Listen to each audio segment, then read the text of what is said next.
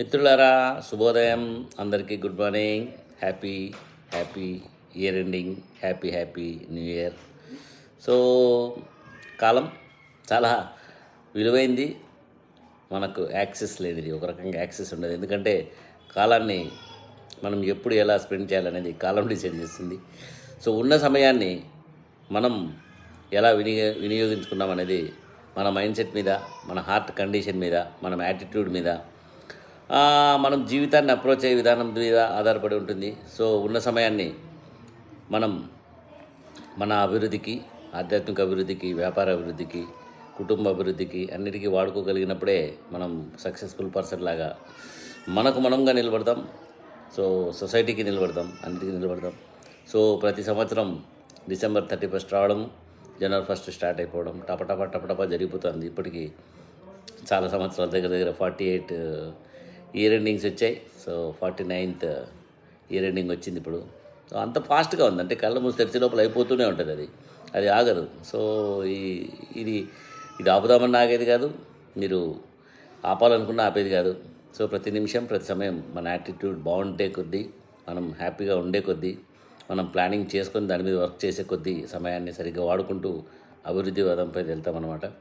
అంత ఖచ్చితంగా ఉండి ఈ కాలాన్ని మనందరం కూడా చాలా వండర్ఫుల్గా వినియోగించుకోవాలి. హ్యాపీగా ఉండదు ఏది కూడా మనమే హ్యాపీగా చేసుకోవాలి, హ్యాపీగా జరగదు ఏది కూడా మనమే హ్యాపీగా చేసుకోవాలి.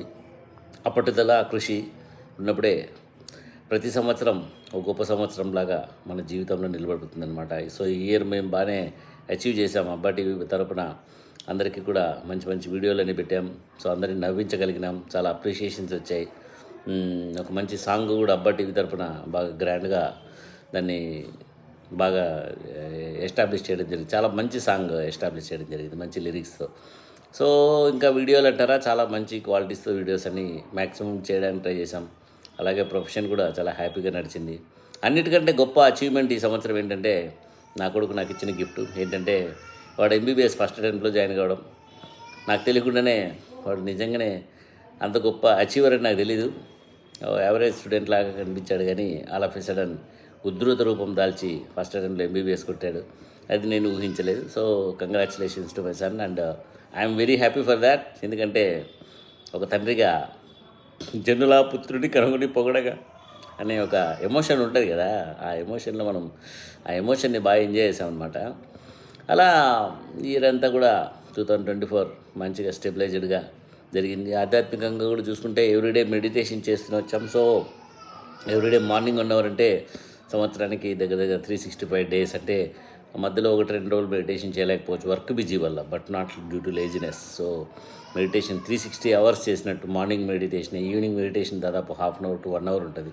సో ఆ రకంగా వేసుకున్నా కూడా 160 to 360 అవర్స్ ఆఫ్ మెడిటేషన్, అంటే సంవత్సరానికి 720 గంటలు మెడిటేషన్. అంటే నా మీద నేను స్టడీ చేసుకోవడం కూడా 720 గంటలు నా మీద నేను స్టడీ చేసుకోగలిగి, నేను మర్చిపోతున్న చాలా చిన్న విషయాలు, సూక్ష్మమైన మౌలికమైన విషయాలన్నింటినీ కూడా రిమైండ్ చేసుకుంటూ, ఆ రకంగా మళ్ళీ తప్పులు జరగకూడదు అనుకుంటూ, ఆధ్యాత్మికంగా కూడా అనుక్షణం నన్ను నేను ఛార్జ్ చేసుకోవడానికి, నన్ను నేను హ్యాపీగా ఉంచుకోవడానికి, మా గురువుగారి వైబ్రేషన్ కనెక్ట్ అవుతూ ఆయన వైబ్రేషన్ నాలో నింపుకోవడానికి మ్యాక్సిమం సక్సెస్ అయ్యాం. ఎందుకంటే ఆ రకంగా ప్రయత్నం కూడా చాలా వండర్ఫుల్గా నడిచింది.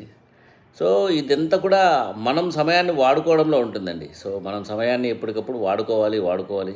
ఇంకా టైం లేదు అని బతకమంటాడు మా గురువుగారు.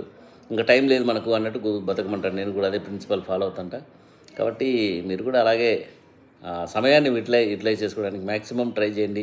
మిమ్మల్ని మీరు ఎప్పుడూ హ్యాపీ, పాజిటివ్ మైండ్ సెట్లో ఉంచుకోవడానికి ప్రయత్నించండి. నెవర్ గో నెగిటివ్ పోవాలనుకున్నా కూడా ధ్యానంతో పాజిటివ్గా వచ్చేసి మనల్ని మనం హ్యాపీగా ఉంచుకోవడానికి ట్రై చేద్దాం. సో ఈ ఇయర్ మీ అందరికీ ఒక అద్భుతమైన journey.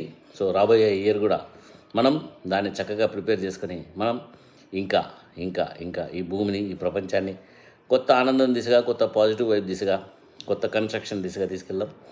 So wish you very happy year ending and wish you very happy new year.